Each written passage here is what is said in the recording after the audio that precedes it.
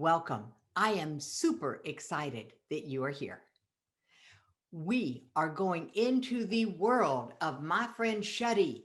And Shadi is going to talk to us about something totally unusual. We are going to talk about Buddha and badass in the same sentence. And for those of you who think I'm brave, putting suicide prevention and fun into one sentence, you have a lot to look forward to. So I see you peeking in the corner. There you are. Hi, Shadi. You are still muted, so you might want to unmute. Hi there. Hi there. Yay. I'm happy you're here. How's it been going? Lots of excitement and good things people are learning and growing in. It's been an amazing season so far, and I cannot be happier to have you as part of it, Shadi. Thank And, you. you know, there are moments where I go, all right, Jackie, I need to just sort of maybe take a step back and just let you have at it for a few minutes and tell people all about this Buddha badass person that is joined me in the studio. So I'll tell you what, I'm going to mute. I'm going to let you have at it, and then I'm going to come back in and unpack it for everybody. How's that? That sounds perfect. All right. There you go. And I thank you, Jackie, for inviting me to participate in this very important show and to be part of guest panel. I mean, talk about being in good company, amazing people helping in so many different ways. So thank you for letting me be a part of that. I'm deeply honored indeed. I'm super happy that you're here, Shadi. Thanks.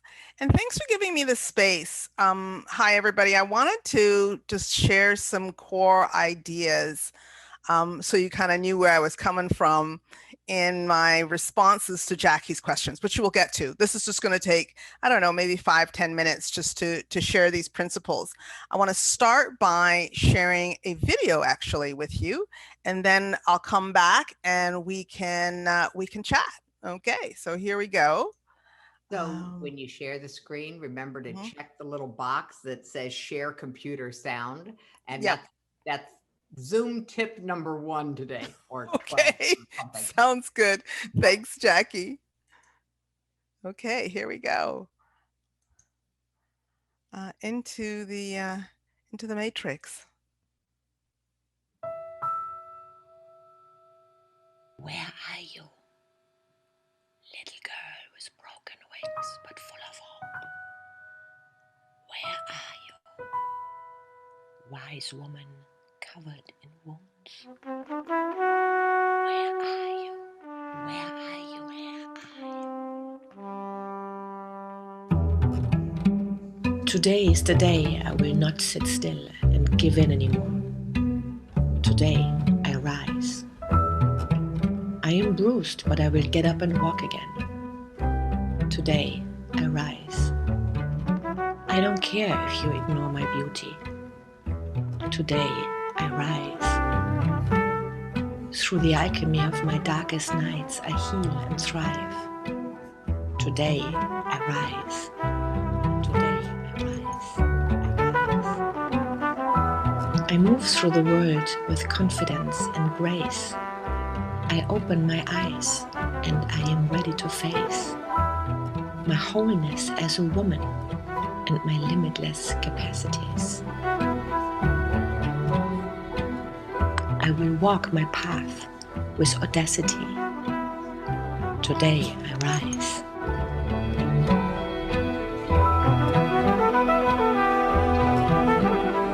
I reconnect with the many aspects of myself. I'm in awe of the reality I can create. I am a queen. I am a healer, a wise woman, a wild woman. I will rise and be. I am a rebel. I will wake up and fight. I am a mother and I am a child.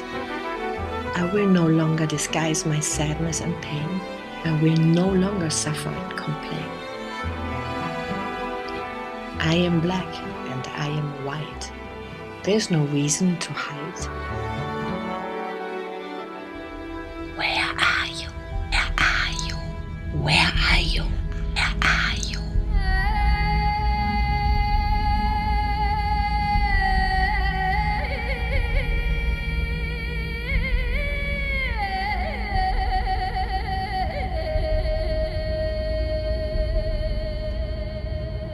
call upon Kali to kiss me alive. I transform my anger into power. No more heartache or strife. The world is missing what I am ready to give.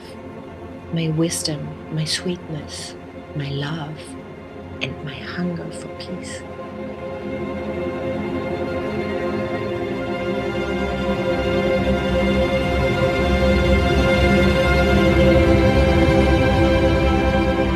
I weep with the trees and the rivers and the earth in distress. I rise and shine and am ready to go on my quest. Today I rise without doubt or hesitation. Today I rise without excuses, without procrastination. Today I call upon my sisters to join a movement of resoluteness and concern. Today is my call to action. I will fulfill my mission without further distraction. Today is the day. Today I will start to offer the world the wisdom of my heart.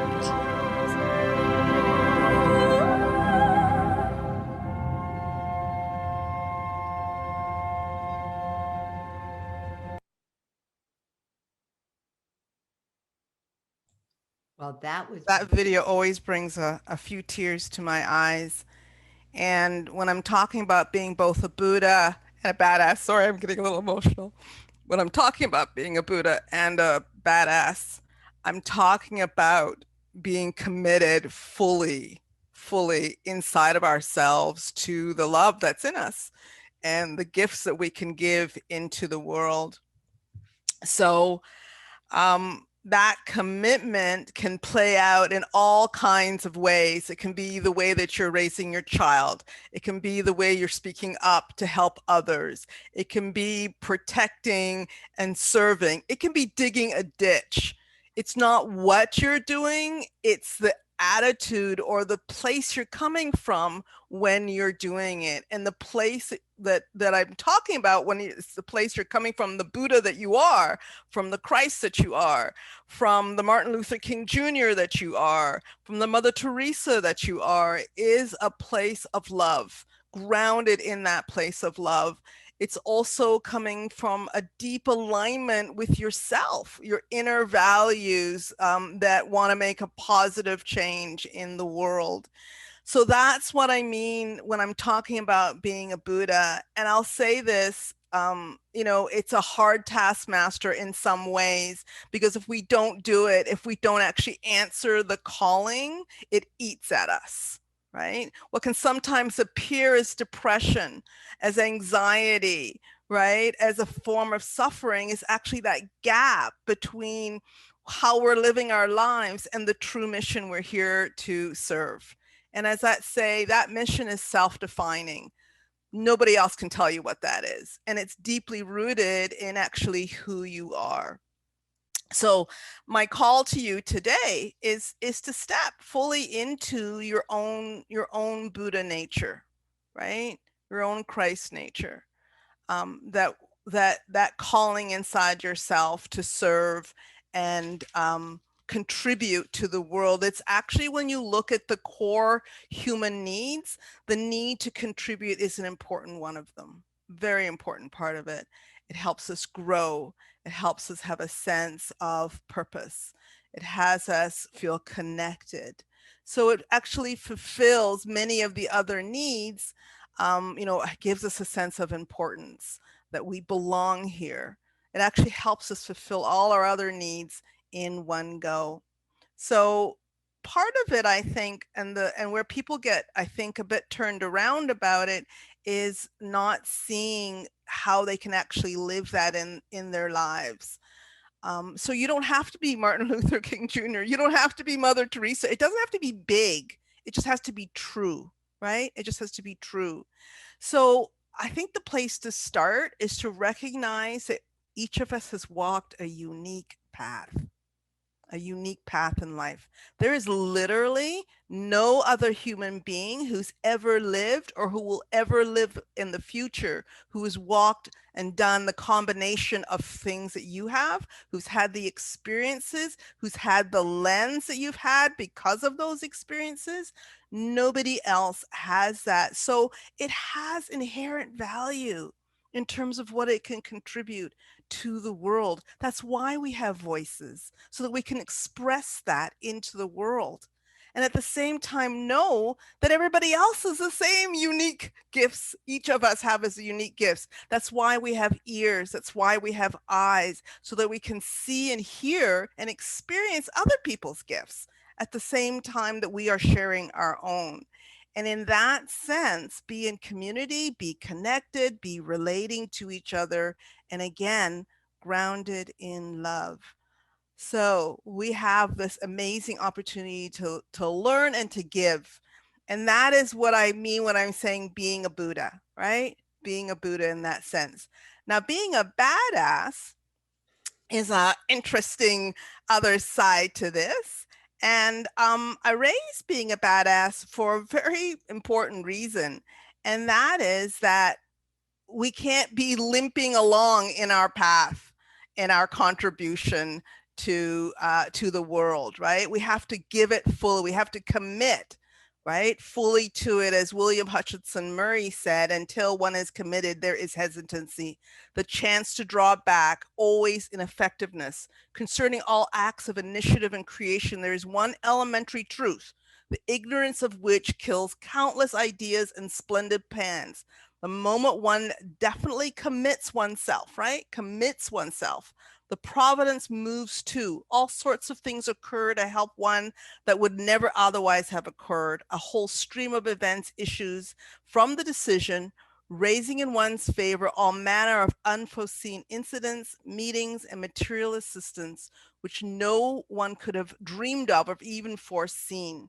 So being a badass means coming from a place of saying, I'm on a mission, right? And I'm not going to let anything get in my way. I'm fully committed to this mission, to fulfilling what I am here to give, my unique gift that is based on the fact that just that I'm alive, it has inherent value, right?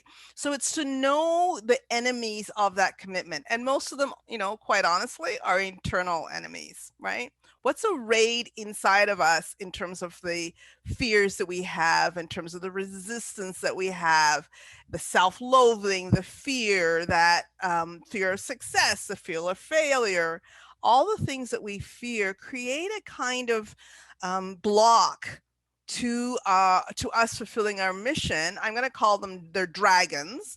And our job as a badass is to not let them get in our way, to actually slay them with the sword of our actual Buddha nature. So it's to go forward being completely stupid, right? Like the fool in the classic tarot card doc who's walking off the cliff with just his little satchel behind him. Be clueless. Don't know how it's going to happen. Don't know how you're going to fulfill it. Just be cocky and do it. Be stubborn, right? Be a badass, stubborn person. So even before you're ready, just do it and keep going until you finish. Be passionate. Put your whole heart, your mind, your body, and your enthusiasm into your actions. And I think another really important principle is be primitive. Get right in there in the messiness and the dirtiness and the blood and the bones and the guts of what it is that you are serving and who it is that you are serving. So those are the principles I wanted to bring forward, Jackie, to share the Buddha and the badass principles. When we marry those two signs, when we bring our Buddha nature and our badass nature out into the world, we create a power in our belly, a fire in our belly that helps us move forward in a really beautiful, beautiful way. We bring the peace, the power, the strength, the heart, inner lover, outer warrior. That's what being a Buddha and a badass is all about. Wow. All right. Bringing that to such a beautiful note there, Shadi. That was lovely. All right. An inner lover and an outer warrior. That's right. It's amazing how much of life is lived in the reverse. Where on the outside, we give so much love, and on the inside, we beat ourselves up. True enough. True Yeah. enough. So I think I love the way that you have this all framed. That was a lot of information in a very short period of time. So we're going to unpack some of it. I'm over here. Sure. I hope everybody else was taking notes because I'm over here scribbling down as fast as I could write. It really does come down to the principle of inner lover, outer warrior. And that, I mean, that sentence encapsulates everything I just said. Absolutely. But I'd love to hear your questions. Well, I'm going to take you to the place of the blood and the guts and the dirt and the mud and all of those things that you listed off to. Don't be afraid to go there. How does someone find their messiness? Because we're brought up to avoid what's messy. Mm-hmm. And so you're inviting us in. This whole outer warrior thing is about going there. Mm-hmm. Yeah. So how do you know where there is? Where would someone start? Start with what's in front of you, right? What's being called on you to help? Where are you being called to serve? Where are you being called to protect? Start there, right? What's right there in front of you, because I'm going to guess that's actually your place. Another place to go to look is to what breaks your heart. What, when you see it on TV or you're reading it in a book, maybe it's about children who are being harmed. Maybe it's about the divisions and the war we seem to be at all over the world between people with different ideas.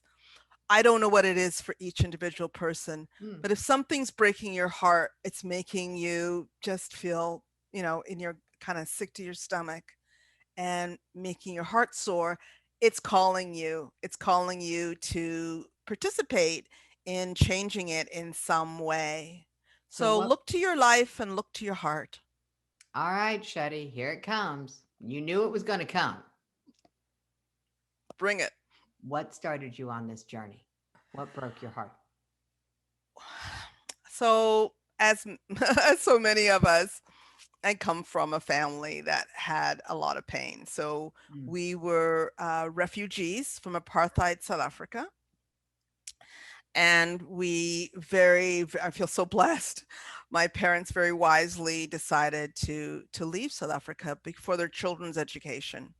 So we were headed actually to the US because we had cousins in Atlanta. And my dad bumped into a friend in London, England, because we were 2 years of traveling around the world with no country to belong to. And he said, no, Canada. So we came here, and I feel so blessed that we were so beautifully welcomed. But the pain, so the outer part was being fixed, right? The issues in the world, my parents were working through and getting us safe and getting us where we would have opportunities. But what was going on at home, right? What was going on inside the house was a lot of pain and suffering, violence, emotional abuse. So I had this weird dichotomy in my life. My father was a doctor. He was an extremely intelligent person. He was a violent man. My mother was this strong, amazing woman, yet she was in a marriage that was, obviously wrong in terms of how they were treating each other. So that dichotomy is what really set me on my path. That's what really got me going. That was the wound. What woke you up? And the reason I'm going to call it that is because your entire video, your entire concepts that you brought forth are all about waking up to these two aspects of our personality, the Buddha and the badass, and to the two places that they belong, the internal lover and the external warrior. Mhm. What woke you up? What was the moment that you said, I can take control of this? I don't know if I ever had a exact moment, Jackie. I know in my teens that I just yearned, I longed for peace, right? I longed for peace, and there was no peace at home. So, and the fact that there was this dichotomy, as I said earlier, just Mhm. messed with my mind. So I started looking for answers. And I spent a lot of years looking for answers, right? I looked in different modalities. So I'm a yoga teacher and a meditation teacher and an NLP practitioner, and, a long, list of modalities that I've studied. And I've always wanted to go to a level of mastery. So I always became, worked at it to a teacher level. And I think over that path, I think I started to realize that the project isn't to fix, which is what I was trying to do, trying to fix myself. The project is to give myself. So that sense of all of us having gifts to give, I think came to me really in my early 50s. So maybe that was the moment that I truly integrated all that I had been studying, and I guess we can call that the moment I awoke. I love that it's the moment you integrated all that you've been studying, because Mm. people could start putting into the chat if there's anybody else on this call listening who has gone on more than one journey, more than one discovery. Yeah. I am certifiable. Yeah, I didn't study everything to the level of mastery. I studied everything to the level of certification. And so I have my collection. And your studies to the level of mastery to the moment of integration. And when you integrated them, I love that shift. That was when you stopped seeing yourself as needing to fix yourself and started seeing yourself as a gift you were supposed to give to the world. Mhm. That's a huge, huge shift that I'm going, all right, you can only see yourself as a gift to give to the world if you love yourself. That's sort of the Yes and no. I'm not going yes to and no. I think self-love is extremely important and an Yeah. extremely important foundation. Otherwise we literally go around we're actually doing our actions to get rather than to give, right? So I absolutely agree with you. It's a place of self-love. But I found when I did that, when I moved into that place of giving rather than fixing, um, I then also moved into a very messy period in my life. I did. I went, how they talk God. about a caterpillar going to a chrysalis to a butterfly. So when I recognized that moment, right, I've been living my caterpillar life quite, doing my thing, fixing my little creaks and issues here and there to whatever degree I could. And then I made this realization, and I guess it's like the moment it's like, I need to be a butterfly. And then it got really messy. Okay, then it got really, really messy. And I went into that yucky, when if you opened up a chrysalis, it would just be big mush. That's what I went to. And I spent 3 years there. I spent 3 years there. Wow. 3 years in the mush. In Now the I know mush, why in the that was messy good. middle. The messy middle. Yeah. When you were talking about don't be afraid to go into the blood and the guts, and I'm like, there's a story there. Yeah. Yeah, for sure. There was For that sure. moment when you were talking, and I'm going, oh, there's something really juicy about this mud and guts and blood. And I'm like, okay. I was like, you're going to invite me to go into it. You have to have been there, because otherwise you couldn't do that. And so Oh. I love the fact that you're willing to share that, Shadi. The part that you said that really caught my attention is that what we're supposed to do is what's right in front of us. For myself, it's I'm just coming to the end of over a year Mhm. of pretending that I could pay lip service to what was right in front of me and keep doing my life. Mm. And your analogy of the caterpillar is just so awesome. I think that what I was trying to do was stay the caterpillar. I was in the chrysalis, but Mhm. I was trying my best to keep the constructs of my caterpillar life in place. Oh, that's such a great way of putting it. Oh, and you're right. I mean, when if caterpillars knew what actually happened inside the cocoon, they'd be striking. You know, we'd be seeing caterpillars carrying signs, no Yeah. cocoon. Yeah. Um, and that's actually from one of my mentors, Andrea Hess, who said that first, and I thought it was just so perfect. And that was decades ago. And now I'm finally getting to this place in my life where I'm going, oh crap, I no longer have a choice. Just like there's a moment when a caterpillar no longer has a choice but to transform. When you talk about being willing to go into this, whatever it is that's right in front of you, whatever it is that breaks your heart, I just want to encourage people not to go alone, to take a Oh, mentor with thank you you. for saying that, Jackie. Yeah. It's because for me, I have studied with some of the most brilliant people in the world, and most of them in the last 5 years, I have picked very, very carefully to prevent me from going into the cocoon, Mhm. which sounds a little odd, but it wasn't a conscious thought. It's only now looking back at it that I was picking mentors that were not going to encourage me to release all of the constructs, but were going to give me more constructs and rules. And so what broke my heart is what led to this show that I can now have this conversation with you. Yeah. And I want to encourage people to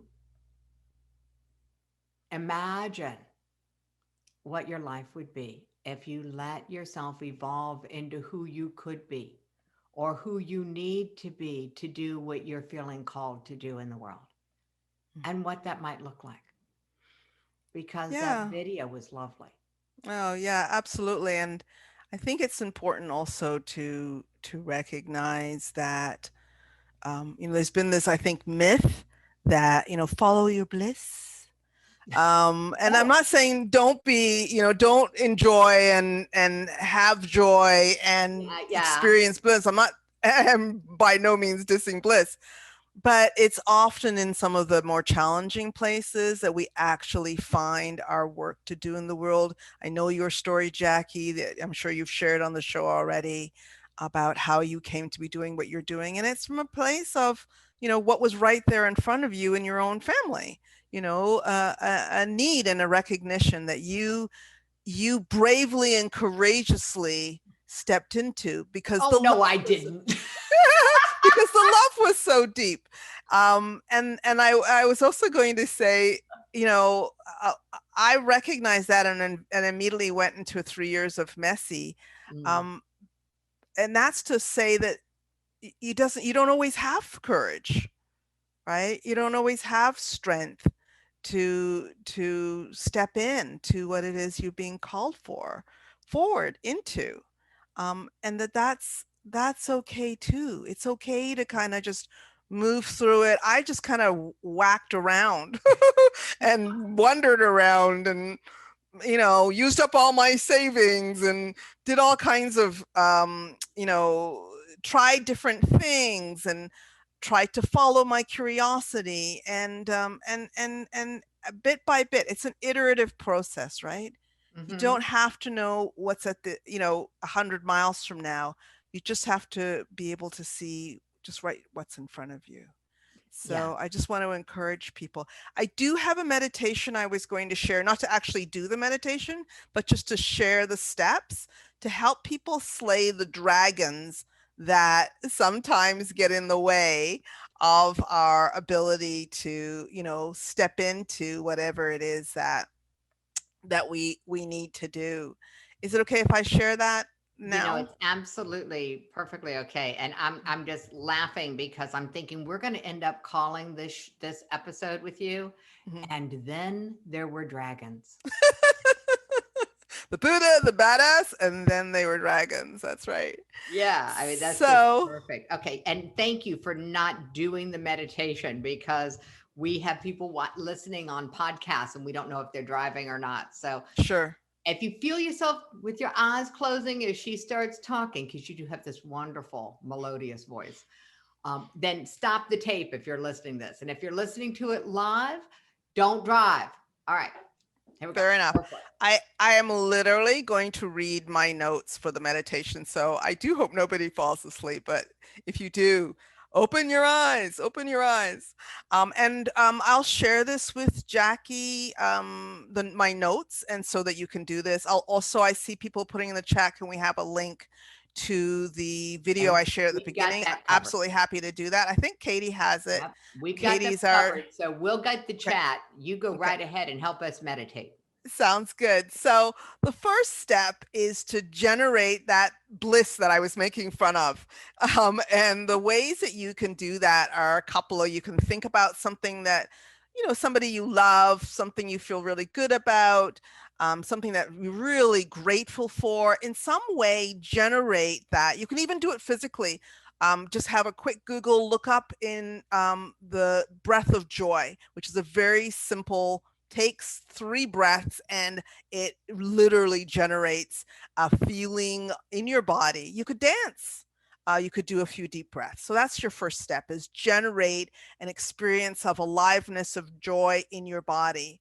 The next step is to just take a pause, breathe normally, and think about all of the people, all of the things, all of the ways in which you feel like you've not been supported in giving forth who you are and expressing who you are. So some examples might be an inner or external critics from the past or the present, family or societal conventions that seem destructive, self-destructive ideas or actions, regrets, ideas, any idea that stops you from expressing yourself. Like, I'm too old, I'm too young, I'm too fat, I'm too thin, I'm too black, I'm too white, I'm too weird, I'm too wounded. Whatever it is that is making you feel like you cannot express this gift you have to give. And literally invite those things into the room you're in, like energies. You can see the person who said it, the situation where it happened. Just invite it all into the room, and your room might start to get a bit crowded. Now, I want you to remember a very important aspect of this. You are not we're going to be slaying these dragons. You're not going to be slaying the person. You're going to be slaying the thing they said. You're not going to be slaying the situation. You're going to be slaying the meaning you made about yourself from what happened to you. Okay. So the next step is to literally see these various energies as dragons, right? Dragons breathing fire. And I mean dragons in the Western concept of them, which is fire breathing, menacing, dangerous beings who are holding a treasure. And the funny thing about dragons in Western mythology is the treasure that they hold, they can't actually use. Like, what's the dragon going to do with a bunch of gold and jewels? Nothing. It doesn't do them any good. And it's the same with the dragons that are getting in your way of self-expression, is that they also have no use for what they're stopping you from, right? Only you can use it. So go ahead and bring them into the room, and then start to use your words, say out loud, and use your words as a sword to literally slay them. And you might start by saying things like, you're not going to stop me. I can and I will do this. I am free of your negative influence. I'm strong enough. I'm good enough. I'm stepping into action despite feeling like I'm not ready. I'm stepping into sharing who I am and the uniqueness that I am, despite what XYZ, whatever that is, because it's so important. It's important enough for me to give these gifts, right? To give my gifts into the world. So use your words like a sword and literally start to just slay through all of these dragons, right? Like a hot knife through butter, just slash, slash, / and again, I want you to remember, you're not slaying the person who might represent that particular feeling. You're slaying that feeling and the what they might have said to you. So once you've cleared the room of dragons, right, and your room is empty again, just take a pause, sit, and bring golden light from above you into the top of your head and right down to the tips of your toes, and fill your whole body with that golden light. See that golden light is actually dissolving, right? Dissolving all the negative effects of the dragon, dissolving all the weight, dissolving all the suppression of your spirit, dissolving the burden of negative behaviors, dissolving the mistakes that you've made in the past. And I'd like you to do that 9 times. So 9 times it comes into the top of your head and it fills your body and it dissolves. And then another time, and then another time. And just do it 9 times. This is to make a powerful, powerful impression and a deep, deep cleanse that you will feel all the way into your life. And then you're done. You just can now relax and rest in that lightness, right? Now that you've released and dissolved all those burdens, all those weights, all those things preventing you from being who you truly are, and giving that and also receiving who others truly are, right? Now that you've dissolved that, you can rest in the lightness of that and the clarity of that, the sense of calm and energy of that, right? And the light, not just the lightness, but the actual light that you're now holding. So that's my Dragon Slayer meditation that I wanted to share with you to help you be both the Buddha and the badass that you are. Wow, that was lovely. That was lovely. All right. So now I'm going to push on you to actually get that puppy recorded so that we can, have that recording that we can share. Because I Okay. think in your unique voice, Shadi, this will have a lot of power. And I would love to have that as something that we can share with everyone who's ever been a part of this show, because I just see it as something that will help them a great deal. I'm So, happy to serve in that way, to serve this community. I'm happy to do that. I just need you to give me a day to do it because my own summit starts tomorrow. And so, yeah. Well, so I'm a little maxed right now, but I will definitely make that recording and I'm happy to do so. Katie, I'm going to call on you, lady, to help me with some tech on that, Katie, the and tech happy guru. to do so. Yes. I love the ghosting. I love the ghost in and She out. pops in and pops out and stuff. So yeah, so we're going to get that done. We will And get there's that no done. time restriction on it. And thank you for being gracious because this was not something that was pre-planned, just in case you guys couldn't tell.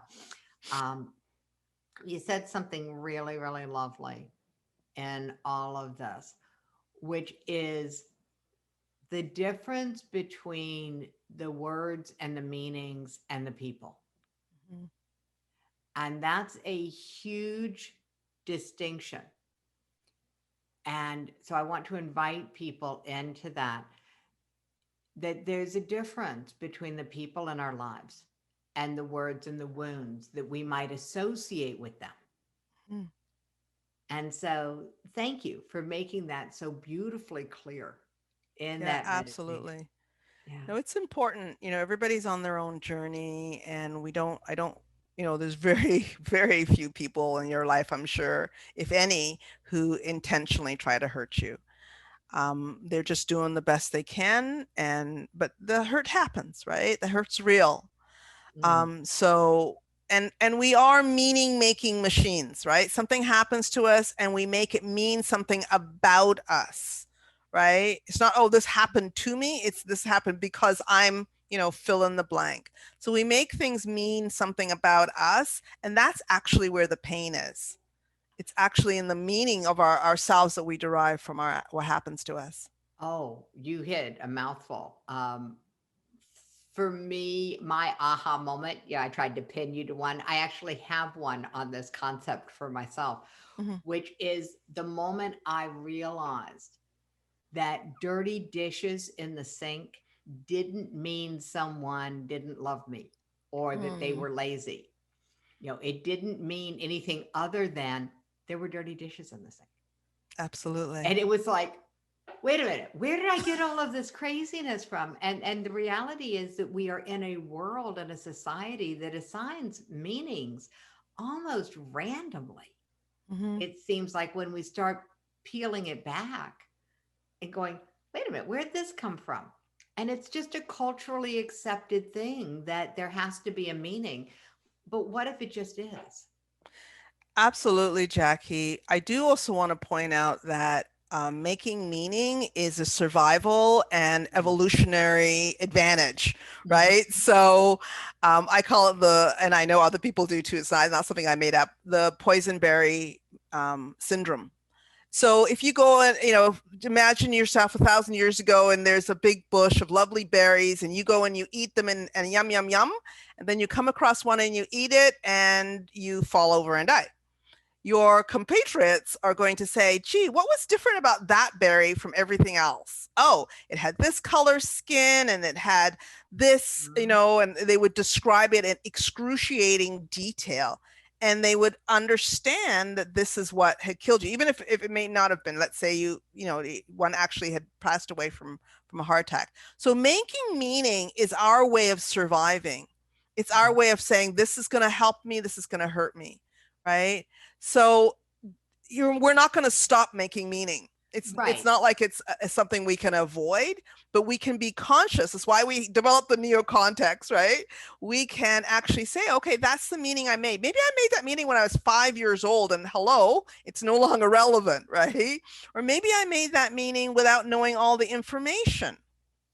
And then I Oh, just filled in the data points and made certain meaning about me, about it, right? So I think it's to examine the meanings we make. We're not going to stop making meaning, but oh, it's to absolutely. examine them, throw out the ones that are not serving us, and perpetuate the ones that are.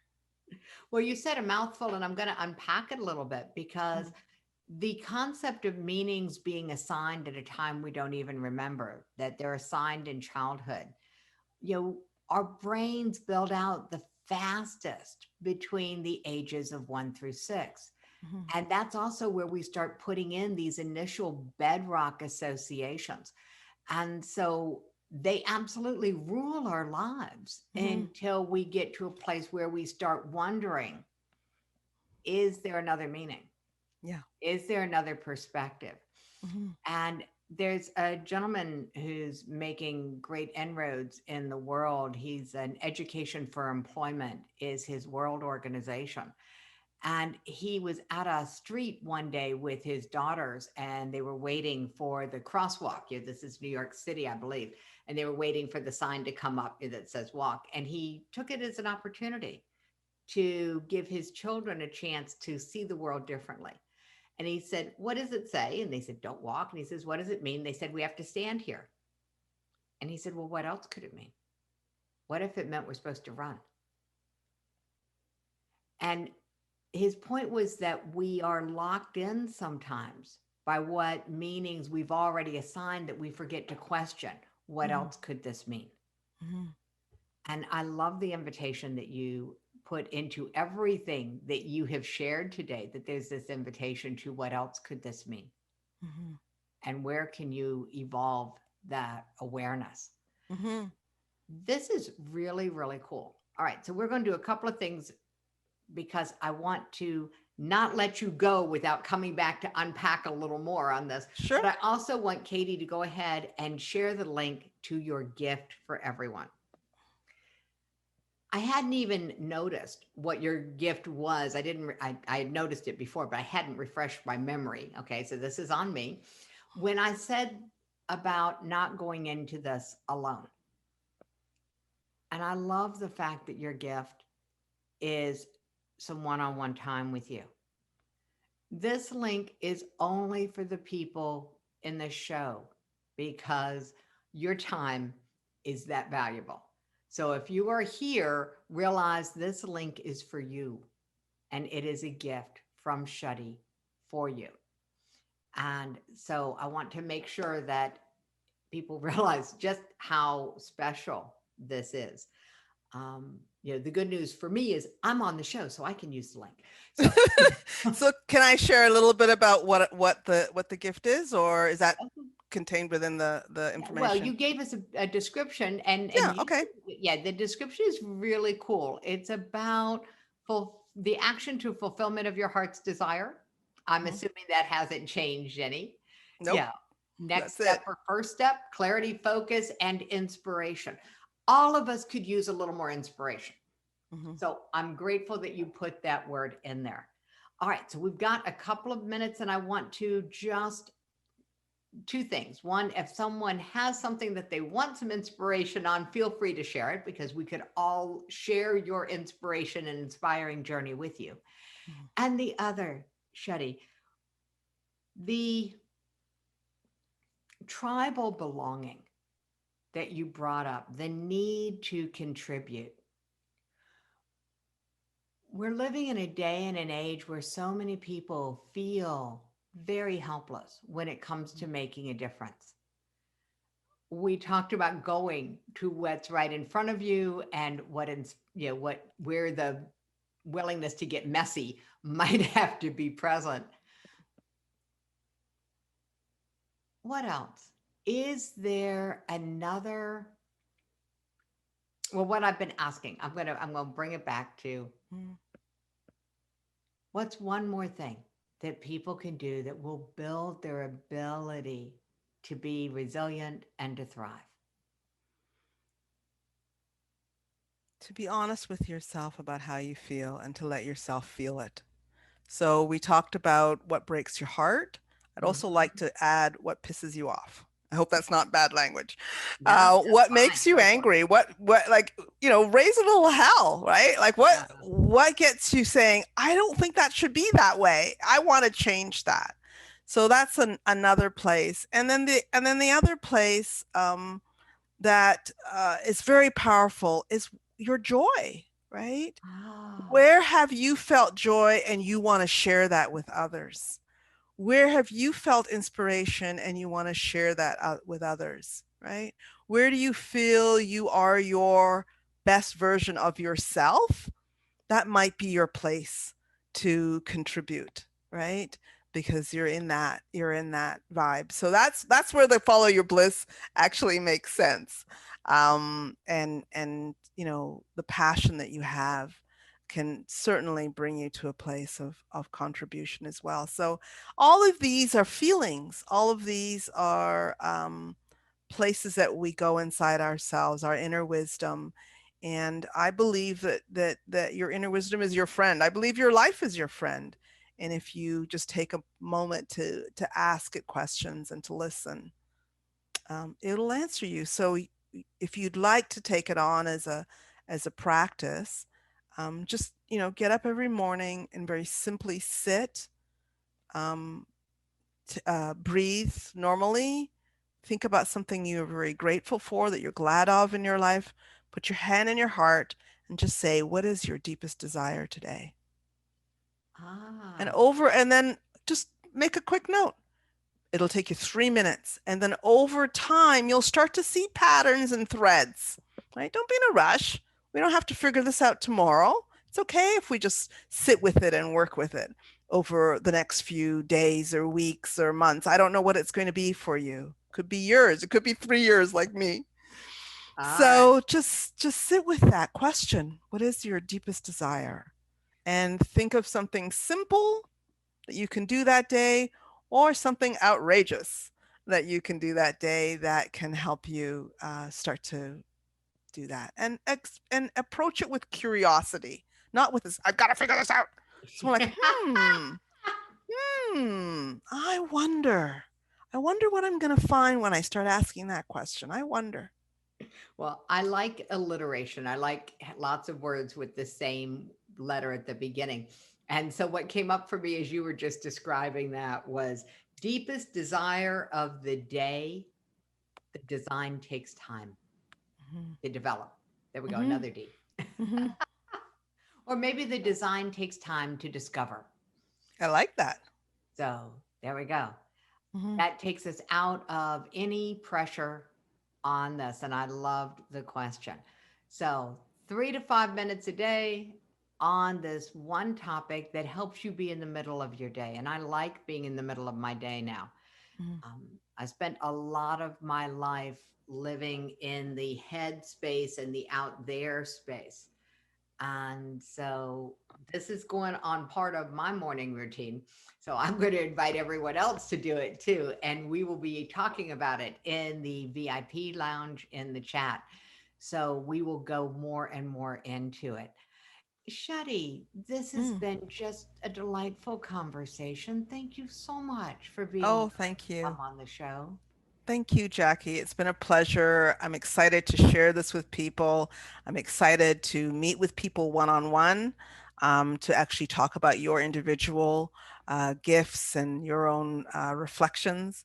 And so I'm happy I offered that as a gift. And I so support everything that you're offering here, for everybody. It's really, really amazing. And I did, if it's okay, Jackie, somebody asked in the chat, what is the summit I'm doing starting tomorrow?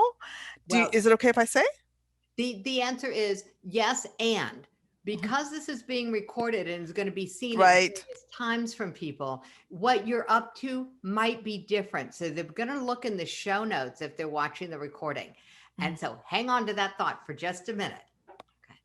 And I want to make sure that everyone listening to this on the podcast and listening to it and the recording, that you know all the information that you need will be in the show notes, including links so you can follow up with Shadi and find out what she's up to next. And for everyone here, there's a special link for you. The corrected link is in the chat. And I will be right back. Don't go anywhere. The ride gets more interesting from here. And Shadi, thank you for being here. Thank you.